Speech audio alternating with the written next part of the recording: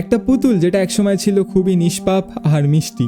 র্যাগডি an নামের এই পুতুলের গল্পটা কিন্তু বেশ মজাদার আর অদ্ভুত। এই চরিত্রটি তৈরি করেছিলেন একজন আমেরিকান লেখক জনি গ্রুয়েল। ছোট ছোট বাচ্চাদের জন্য তিনি একগুচ্ছ বই লিখেছেন, যেখানে র্যাগডি অ্যানের মজার মজার কাহিনী শোনানো হতো। র্যাগডি অ্যান ছিল এক ধরনের র্যাগডল পুতুল। র্যাগডল অর্থাৎ তুলোর পুতুল, যার উপরে সুতো দিয়ে ডিজাইন করা থাকে, আর একটা মিষ্টি ত্রিভুজ আকারের নাকও ছিল, যা তাকে আরো আলাদা করে তুলত। জনি গ্রুয়েল শুধু পুতুলটি লিখে গেছেন তাই না, তিনি নিজের হাতে ছবিও এঁকে গেছিলেন। এই ছোট্ট লাল চুলার মিষ্টি মুখের পুতুলটা বাচ্চাদের মনে তখন থেকেই এক বিশেষ জায়গা করে নিয়েছিল। কিন্তু ভাবুন তো, যদি এমনই এক পুতুল হঠাৎ নিষ্পাপ চেহারা বদলে এক ভয়ঙ্কর কিছুতে পরিণত হয়।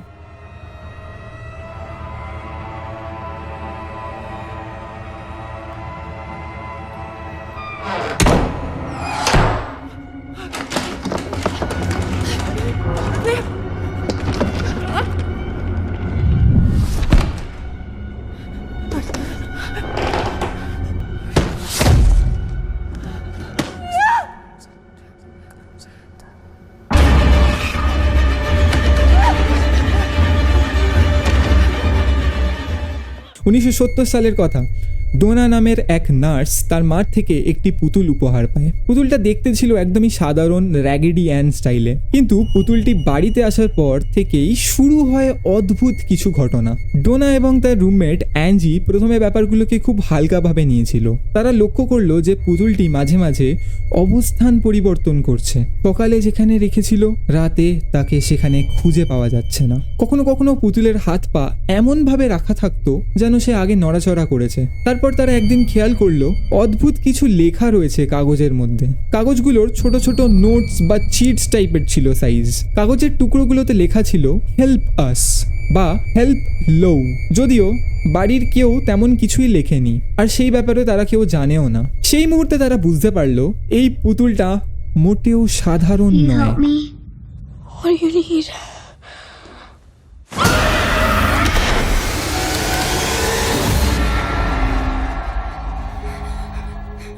ডোনার বয়ফ্রেন্ড লো, যিনি প্রায় তাদের সাথে সময় কাটাতেন, তিনিও এই ভয়ে অস্থির হয়ে পড়লেন।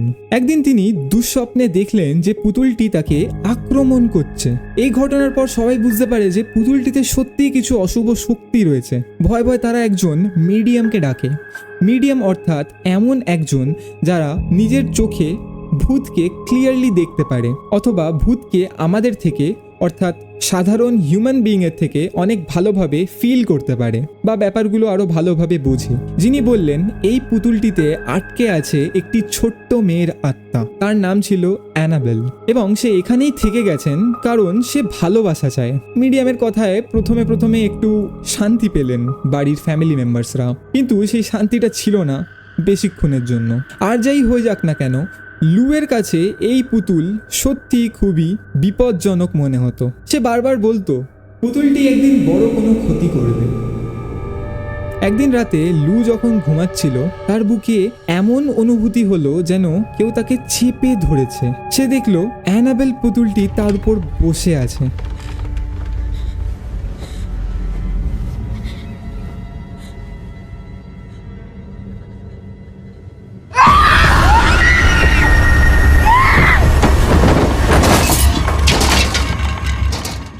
যদিও ডোনা, অ্যাঞ্জি এবং লু অনেক উপায় চেষ্টা করে, কিন্তু অ্যানাবেল পুতুলের আচরণ আরও খারাপ হতে থাকে। অবশেষে তারা যোগাযোগ করে বিখ্যাত প্যারানর্মাল তদন্তকারী অথবা ইনভেস্টিগেটর এড ও লরেন ওয়ারেনের সাথে। লরেন ওয়ারেনের নাম হয়তো আপনারা অনেকেই শুনেছেন যারা যারা কনজিউরিং এর সিরিজ ফলো করে। হ্যাঁ, এনারা তারাই। ওয়ারেনরা কিছুদিন ইনভেস্টিগেশন করার পর নিশ্চিত হয়ে বলে যে এই পুতুলটি কোনো নিরীহ আত্মা নয় বা কোনো নিরীহ ছোট্ট বাচ্চার আত্মা নয়, বরং একটি অশুভ আত্মা, অর্থাৎ কোনো ডিমন পুতুলকে ব্যবহার করে সবাইকে বিপদে ফেলতে চাইছে।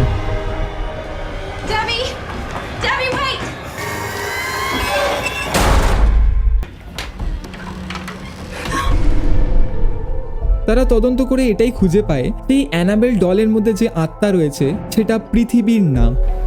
What's an inhuman spirit? It's something that's never walked the earth in human form. is something demonic. এই শুনে ওয়ারেনরা সেই পুতুলটাকে নিয়ে যায় তাদের নিজেদের মিউজিয়ামে রাখতে। যারা যারা জানেন তাদেরকে বলে দিই, এড লরেন ওয়ারেনের নিজেদের একটা মিউজিয়াম রয়েছে। সেই মিউজিয়ামে রয়েছে দুনিয়ার যত রকমের ভৌতিক বা শ্রাপিত কিছু পুতুল বা কিছু অবজেক্টস বা কিছু জিনিস যেটা ক্ষতি করে বা যেটা ডেঞ্জারাস, সেই সব জিনিস ওই মিউজিয়ামের মধ্যে বন্দি করে রাখা হয় যাতে তারা বাইরে বেরিয়ে কারোর ক্ষতি না করতে পারে। এই জায়গাটা এমনভাবেই প্রিস্ট অথবা তান্ত্রিকদের দ্বারা মন্ত্র দিয়ে লক করা রয়েছে যেখান থেকে সেই অশুভ শক্তিরা বেরোতে পারবে না নিজের থেকে। তো তাই জন্য তারা ভাবে যে এই অ্যানাবেলকেও নিয়ে যাওয়া হোক সেই মিউজিয়ামে। তারা সেটাই করে এবং আজও অ্যানাবেল সেই মিউজিয়ামের একটা কাচের বক্সে বন্দি করা রয়েছে। ওয়ারেনদের মতে এই পুতুলের মধ্যে এখনও আছে অশুভ শক্তির প্রভাব। মিউজিয়ামে আজও রাখা রয়েছে অ্যানাবেলকে। বলা হয় যে অনেকেই কৌতূহলী হয়ে মিউজিয়ামে গিয়ে অ্যানাবেলকে নিয়ে ঠাট্টা মশকরা করে, কিন্তু এর পরপরই তারা ভয়ানক দুর্ঘটনার শিকার হয়। এমনই একটা ঘটনা ঘটে যখন এক কাপল অ্যানাবেলের সামনে দাঁড়িয়ে অ্যানাবেলকে নিয়ে ঠাট্টা করছিল। তারা এটা বলছিল, Annabelle can do nothing, you are just a doll. অর্থাৎ তুমি কিছুই করতে পারবে না আমাদের, তুমি জাস্ট একটা নর্মাল পুতুল।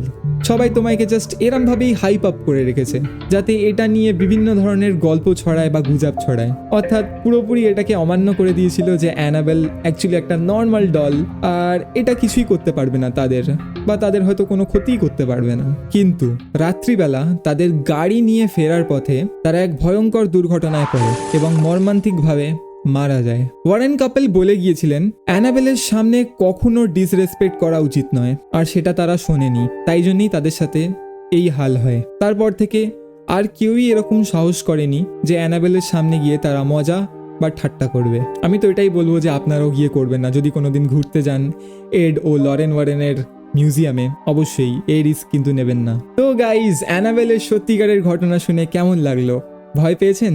হ্যাঁ, একটু হয়তো পেতেই পারেন, তবে মনে রাখবেন সব পুতুল কিন্তু এমন নয়। কিন্তু হ্যাঁ, যদি কোনো পুতুলের খুব বেশি নড়াচড়া দেখতে পান তাহলে ওর থেকে দূরে থাকাটাই ভালো, বা ওকে দূরে করে দেওয়া ভালো। অবশ্য হ্যাঁ, অনেক সিনেমা বা স্টোরিতে এটাও দেখেছি যে সেই পুতুলকে বাইরে ফেলে দেওয়ার পরও আবার কিছুভাবে ঘরে আবার ফিরে আসে। সেই গল্প নয় হবে আরেকটা ভিডিওতে, যদিও অনেকের কাছে এটা শুধুই গল্প।